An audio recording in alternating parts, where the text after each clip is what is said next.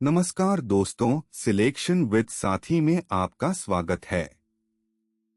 आज हम पढ़ेंगे आरबीआई और मॉनेटरी पॉलिसी के इम्पोर्टेंट कॉन्सेप्ट्स, आरबीआई की हिस्ट्री, एमपीसी, इंटरेस्ट रेट्स और करेंसी इशू। एसएससी, रेलवे और यूपीएससी में आरबीआई से 3 to 5 क्वेश्चंस गारंटीड आते हैं। चलिए शुरू करते हैं।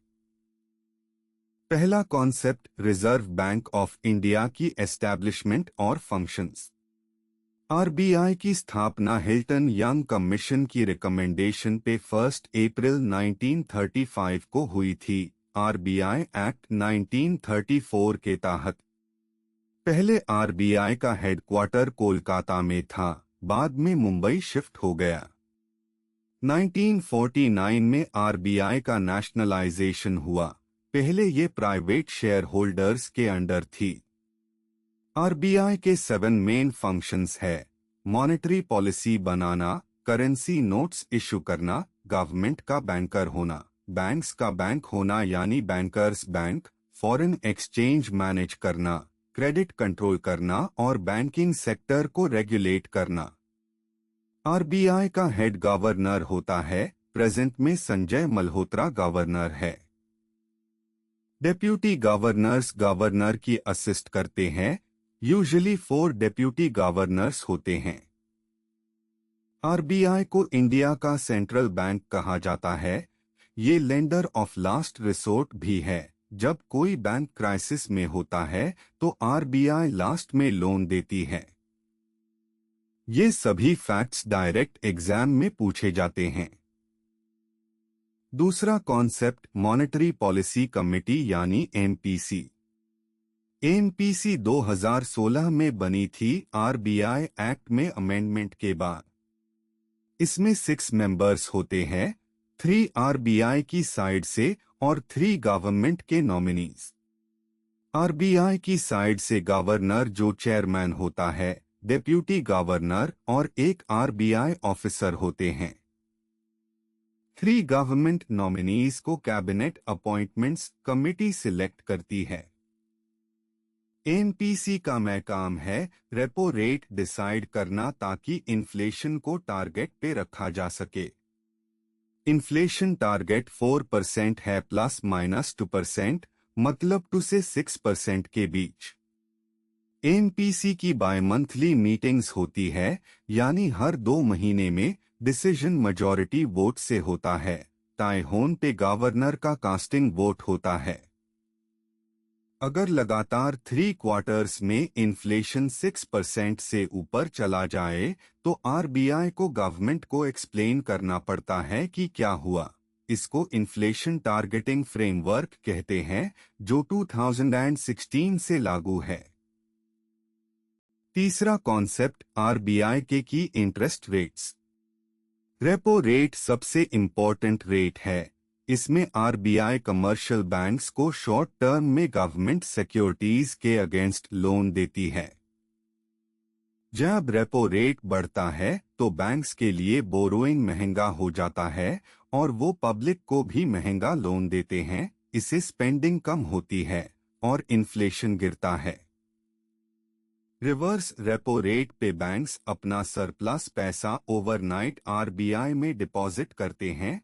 अगर ये बढ़ता है तो बैंक्स ज्यादा पैसा आरबीआई में रख देते हैं और मार्केट में कम पैसा आता है। एमएसएफ यानी marginal standing facility, emergency situation में बैंक्स अपने एसएलआर कोटा से भी आरबीआई से लोन ले सकते हैं। ये रेपो से 0.25% ज्यादा होता है। Bank rate long term lending rate है। RBI bills of exchange rediscount करती है। ये हमेशा रेपो से ज्यादा होता है। ऑर्डर याद करो: reverse repo less than MSF less than bank rate. जब आरबीआई रेट्स बढ़ाती है तो टाइट मॉनेटरी पॉलिसी कहते हैं, इन्फ्लेशन कंट्रोल के लिए। जब रेट्स घटाती है तो easy monetary policy, growth boost के लिए। चौथा कॉन्सेप्ट, सीआरआर, एसएलआर और करेंसी इशू। CRR यानी कैश रिजर्व रेशियो, बैंक्स को अपनी टोटल डिपॉजिट्स का 1% कैश में RBI के पास रखना पड़ता है, इसमें कोई इंटरेस्ट नहीं मिलता। CRR बढ़ता है तो बैंक्स के पास लेंडिंग के लिए कम पैसा बचता है, इन्फ्लेशन कंट्रोल होता है। SLR यानी स्टैट्यूटरी लिक्विडिटी रेशियो, बैंक्स को डिपॉजिट्स का कुछ हिस्सा गोल्ड, गवर्नमेंट सिक्योरिटीज या कैश में रखना पड़ता है। SLR यूजुअली CRR से ज्यादा होता है। प्रायोरिटी सेक्टर लेंडिंग में बैंक्स को अपनी टोटल लेंडिंग का 40% एग्रीकल्चर, MSME, एजुकेशन, हाउसिंग और वीकर सेक्शंस को देना पड़ता है। अब करेंसी इशू समझो। RBI सभी करेंसी नोट्स इशू करती है। मिनिमम रिजर्व सिस्टम के तहत RBI के पास मिनिमम 10,000 करोड़ का रिजर्व रखना पड़ता है गोल्ड और फॉरेन सिक्योरिटीज में। लेकिन 1 रुपये का नोट और कॉइन फाइनेंस मिनिस्ट्री इशू करती है। 1 रुपये पे फाइनेंस सेक्रेटरी की साइन होती है, बाकी नोट्स पे RBI गवर्नर की साइन होती है। ये ट्रिकी क्वेश्चन एग्जाम में बहुत बार आता है। पहला एग्जाम्पल, मॉनेटरी पॉलिसी कमेटी में कितने मेंबर्स होते हैं? ऑप्शंस है A3, B4, C6, D9। MPC 2016 में बनी थी। इसमें टोटल 6 मेंबर्स होते हैं।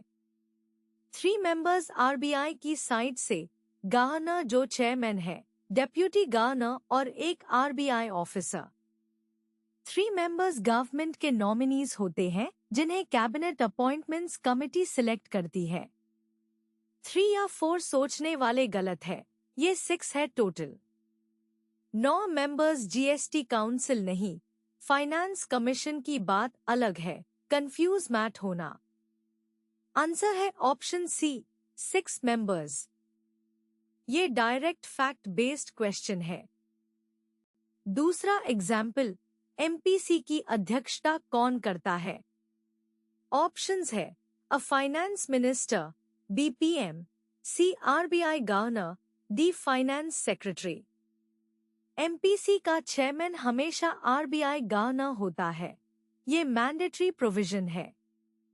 कंफ्यूज मैट होना, फाइनेंस मिनिस्टर GST काउंसिल का चेयरमैन होता है, MPC का नहीं। PM नीति आयोग का चेयरमैन होता है, MPC का नहीं। फाइनेंस सेक्रेटरी 1 रुपया के नोट पे साइन करता है, वो भी MPC से अलग बात है। MPC मेजॉरिटी वोट से रेपो रेट डिसाइड करती है, टाई होने पे गवर्नर का कास्टिंग वोट फाइनल होता है। आंसर है option C, RBI governor. GST council और MPC के चेयर्स कंफ्यूज मत करना। Quick tips. RBI 1935 में बनी, 1949 में नेशनलाइज्ड। HQ मुंबई, पहले इंडियन गवर्नर CD देशमुख थे। 3 फैक्ट्स एक साथ याद करो। MPC में 6 members, chair RBI governor, GST council chair finance minister, ये दोनों अलग है, कंफ्यूज मैट होना। इंटरेस्ट रेट्स का ऑर्डर याद करो, रिवर्स रेपो, फिर रेपो, फिर MSF, फिर बैंक रेट। रेपो बढ़ता है तो इन्फ्लेशन गिरता है। 1 रुपये का नोट फाइनेंस मिनिस्ट्री इशू करती है, फाइनेंस सेक्रेटरी साइन करता है, बाकी सब नोट्स RBI गवर्नर साइन करता है। ये ट्रिकी क्वेश्चन है। ऐसे और कॉन्सेप्ट वीडियोस के लिए सिलेक्शन विद साथी ऐप डाउनलोड करें, लाइक और सब्सक्राइब करें। RBI और मॉनेटरी पॉलिसी से रिलेटेड और टॉपिक्स जैसे इन्फ्लेशन, बैंकिंग सिस्टम और फिस्कल पॉलिसी आगे कवर करेंगे। प्रैक्टिस क्वेश्चंस सॉल्व करो, कॉन्सेप्ट्स पक्के हो जाएंगे। धन्यवाद।